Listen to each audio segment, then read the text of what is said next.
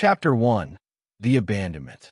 In the cold, desolate expanse of the asteroid belt, a lone figure drifted, her skin shimmering with an iridescent hue that reflected the faint light of distant stars.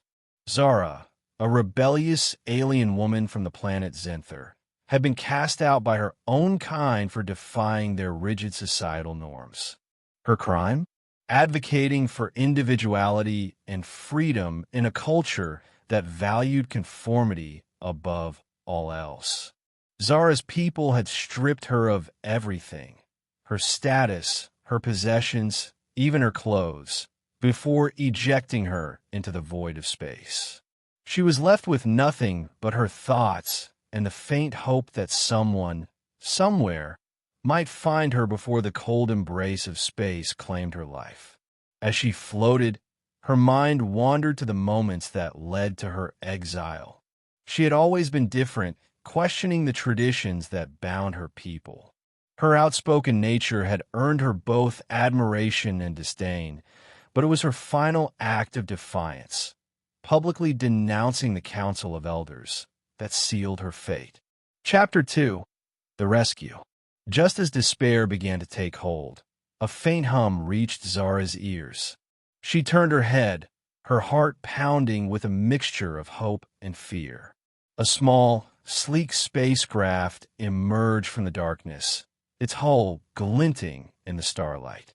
The ship's sensors had detected her life signs, and it was now closing in rapidly. Inside the ship, a human medic named Dr. Elias Carter was monitoring the readings. He had been on a routine patrol when his instruments picked up an anomaly. As he approached, he saw the alien woman floating helplessly, her body exposed to the harsh elements of space.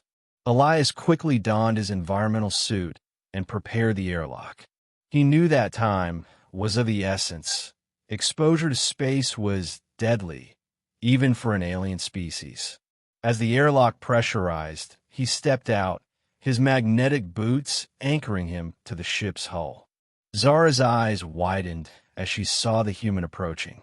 She had heard stories of humans, curious, resourceful, and often unpredictable. She braced herself, unsure of what to expect. Elias reached out, his gloved hand gently grasping her arm. He could feel the faint pulse of life beneath her skin, a testament to her resilience. Carefully, he guided her into the airlock, sealing it behind them. Chapter 3. The Awakening. Inside the ship, Elias quickly assessed Zara's condition. Her body was cold, but her vital signs were stable. He wrapped her in a thermal blanket and administered a mild stimulant to help her regain consciousness. As Zara's eyes fluttered open, she found herself staring into the concerned face of the human medic. His eyes were a deep, warm brown, and his expression was one of genuine compassion. She felt a surge of gratitude, but also a lingering sense of vulnerability. "Can you understand me?" Elias asked, his voice calm and reassuring. Zara nodded, her voice barely a whisper. "Yes, thank you." Elias smiled, relieved that she could communicate. "You're safe now. My name is Dr. Elias Carter. I'm a medic with the United Earth Alliance. What's your name?" "Zara," she replied, her voice gaining strength. Was a citizen of Zenther." Elias's eyes widened in recognition. "Zenther? That's quite a distance from here. How did you end up in the asteroid belt?" Zara's expression darkened as she recounted her story. She spoke of her rebellion, her exile, and the cold indifference of her people. Elias listened intently, his heart aching for the woman who had been cast out for daring to be different. Chapter 4. The Bond. As the days passed, Zara and Elias grew closer. She was fascinated by his stories of Earth and the diverse cultures that thrive there. He, in turn, was captivated by her strength and resilience. They spent hours talking, sharing their hopes and dreams, and finding solace in each other's company. Elias provided Zara with clothing, a simple yet comfortable outfit that allowed her to move freely. He also helped her adjust to life aboard the ship, teaching her how to operate the various systems and devices. Despite the vast differences in their backgrounds, they found common ground in their shared desire for freedom and self-expression. One evening, as they sat together in the ship's observation deck, watching the stars drift by, Zara turned to Elias with a thoughtful expression.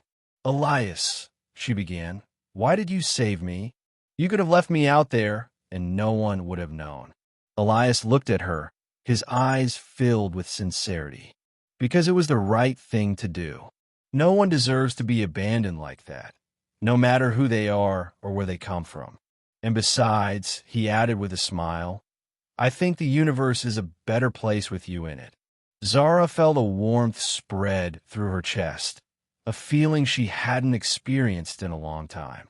She reached out, her hand brushing against his. "Thank you, Elias, for everything." Chapter 5: The Decision. As they approached Earth, Zara faced a difficult decision. She knew that her presence on the planet would raise questions, and she wasn't sure if she was ready to face the scrutiny of an entire world. But she also knew that she couldn't stay on the ship forever. Elias, sensing her apprehension, offered her a solution. "You could come with me," he suggested. "I have a small cabin in the mountains, far from the cities. It's quiet, peaceful, and no one would bother you there." Zara considered his offer, her heart torn between the desire for safety and the fear of the unknown. But as she looked into Elias's eyes, she realized that she didn't want to be alone anymore. She wanted to be with him, to explore this new world together. "I'll come with you," she said, her voice steady. "But on one condition." Elias raised an eyebrow. "And what's that?" Zara smiled, a mischievous glint in her eyes. "You have to teach me how to dance. I've always wanted to learn." Elias laughed, the sound warm and genuine. "Deal." Chapter 6: The New Beginning. The cabin in the mountains was everything Elias had promised. A cozy retreat surrounded by towering trees and the soothing sounds of nature. Zara quickly adapted to her new surroundings, finding joy in the simple pleasures of life on Earth. Elias kept his promise, teaching her to dance under the starlit sky. They laughed and twirled, their movements clumsy at first, but gradually becoming more fluid and graceful.